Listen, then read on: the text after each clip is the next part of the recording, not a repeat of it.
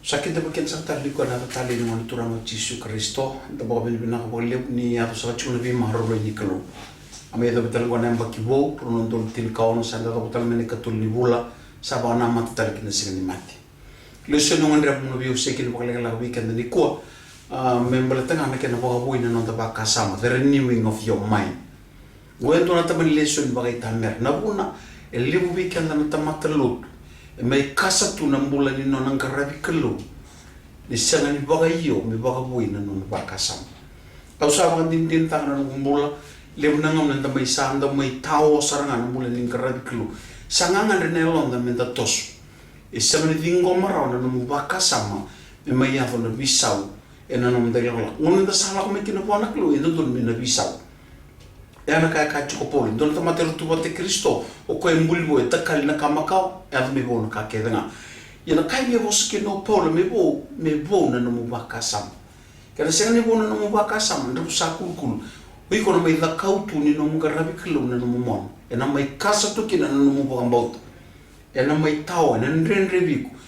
e na senga ni na thingo mara na bi kawo endo bina kat me na bina kat na kilo mo mai tosukin e na mai ba tatao tu ni no mugarabi kilo da kelati kuna posi bi mbuli senga tan ni rua nei bona tamba ka to ia to mbuli na tamate me udi ke to kai to bat ki ke to reda manda ngandu rona ke ne ba reta rona ta ba wa ro to ngo to bat sa to ngani ke ro mbuli na ina ke ngani kilo ya mbuli ke ngo ka ko to ia to mbuli na tamate me udi ke to bat ki ke to i ko mbuli sarna mo udi ngana kilo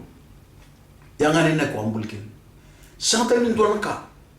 ye sambimbi ngona kina weekend ke ubina kata me matata na nagni kilo kina no mbula waga iyo me na baga boy na no mbaka sam but ke wana sel baga boy ra chuna no mbaka sam en rendre sar mona raida so na kilawiko na nagni kilo kina no mbula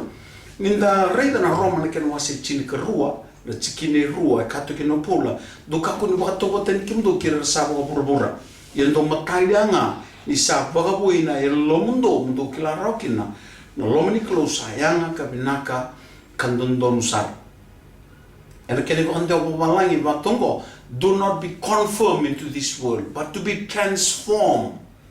by the renewing of your mind so you may know what the will of God is ronga ngoe kambimbi tok me rokine bi ko mukila na dava na inakini klo na busongo transform means to change engan drebi bisa au vina kata me ona ndo moni kilo biko ke ko na sani bisau ndra busa kulku ena sindra wi ko ndo ona ena tawo bo lebu no mbule no mugarabi kilo e lebu na kau na kautu tuma en baltanga na baka sama makau o endo upango wirango endo upaya senga ke vina kata wi ko mo kila na daba na inakini kilo no mbula iko mo na baga iyo me na baga wi chiku na mbaka sama but ke wana san baga wi na mbaka sama o ka bi ko ndende sara ona mai dingoma ra to ko iko na inakini kilo no mbula yana kambimbi na ndo me na bakila to ko kenda na singo bina ka ni ko baga wi no mbaka sama e kambimbi to kana ndo longa ko na ngom sama visa o kinen don mata me mai kila na kilo yana mo saka ki no polo katale ka polo don mata rutu bate Kristo ko sambuli bo ta kalina kama ka rede sa ya mi bo na ka kedana ya na ka no polo bertu mai Roma ke no wasi chinka rua ka pola do not be conformed into this world but to be transformed okay to transform means to change hui ko ngandre ban bisamo ke ubina kata mo kilana dava na nakini klo what the will of God is hui ko no baga iyo me no baga boy no mbakasam ke mana sanga no baga boy ron no mbakasam na mai vakautu ni no ngarabi klo na no mumon elo musanga ngandre sabe kata ko metos bona klo yana no mbakasam sana mai vakautu ni mula ni no ngarabi klo ko ngana bikem ni be kan au kato ke no bikanda ni ko ena mbibito ke no bikanda mendana vakila ke ngandre ko me lebina ko mbula no ngarabi klo ke ubina kata mi sotabi no mbula matai o iko bakate kiko na nono ba ko ina no mbakasam ni sanga ni total me vakau o iko bakate kiko mo no ba ko ina mbakasam ron na mai ndue buki ko mai baka sala biku yana kana baka buina no baka sama ena baka tungayo Sin na baka tali bandua na baka sa chungabi ko. Kung nga sa bimbi ngona kin pikyan ni kumita na rete sa ka matua na baka boy ni nonda baka sam. Saya nga kumita na kila mena baka boy na baka sam. Pero kita no to batan do na bunuai. Enan do na mbak kay pang magal ta to ko biaw. Ni bida nga na minute ni kyoka ndo na tamate commit suicide me bila ka me kuna chikwa.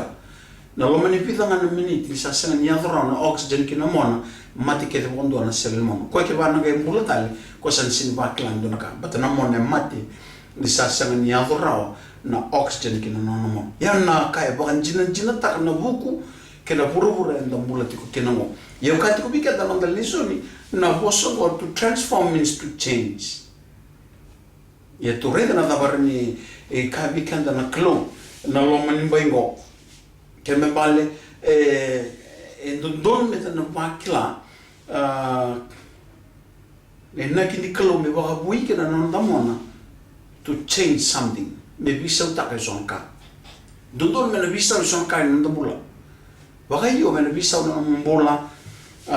pero ni ba ka na klo na kan don me na bisa ta kikin na kalo na sanga nila subukan dua. Kaya baka ka na kalo ni o na rin wabuya na mona o na wabuya na mona. Doon na turanga bukan din tak ng mga donga kina na motoka. Donga na motoka kay relate check tak ng mga kina sama tikete bukan dua na sell na mona. Doon na ng bala beteri ko turakawir na bunuai ni ko sa bukan dua tan ron bula bat ni sauci bukan dua. No na mona sa sauci. Yana turang lotu ko tamata bakang bauta tamata lotu tamata ngarang kelu. Kaya tu ko tamata lotu naksar. Era kinda daw na punuay na don na ngauna. Ni sa lesu tau doko tale mo ibi ko na kata doko. Ya sabi da lach kinan rakin bulu. Yo yana karan da kabna kelu. Yana ina ko da bulu kinan lesu ningo. Berarti asra ni na kin kelu to change to renew. Me visa. Berarti na kelu yana ina kin kelu. Kibikanda beraniado kina na bisa. Kung ano bikin ni kan sana bimbi to kina bikanda menda na reda ni kalo ni zakabo ya pero ni bisa utak na mona ni tomat. Kaya baka rana kalo bisa utak ya bipong bula bisa utak na mona mati kina do na mona bula na mona makawa kina do na mona bo na kalo telenga roni bang bula do na kasama ti berarti ko kalo. Yang bimbi kan na bolita chukun lesion go berenda na baklan bimbi kana boga boy na korturan na no capital city o kweme na boga boy era kana bu no rajike ba chukun mona ni nonda mona o ko ri tomi karao ko tomi karao na mona inda ba kasa mata ka mandingo itu ko ni ko ri tomi karao e bana bilioni na ka en lo man don sekondi 4 billion action per second. Asa tamani kaboy tamera zarang. Kaya baka sa mata to kamanda na kangay to kong weekend. Reda na bimbi ni non rabuli na buko. Mer kilatok na non damona. Yan na kay bimbi kina na kay chiko na non da baka sam. Men ngaraw ni sa baka binaka na non damona. Kin membal ko koya sa ngabondo ni din. 400 billion action per second. Sinidin mo koya. O koya 24/7. Naka tu kemrau singamo ngano modikin anu mona sinmod ko eda nga on nga ko na kan mbulikin betanga nena buli ko kina naklo ko sinidin e on tuan kama na weekend na biyo kan na kabini ko isora rajike boratol chukan on rabuku mer kila ni ngona andra tu kinen ton tumat the conscious mind era kayo ira ngona o zakata chukino e andra tu kina tos chuna danga na nomu mona o ko era ni taka take ronundo 2000 action per second. Kimambale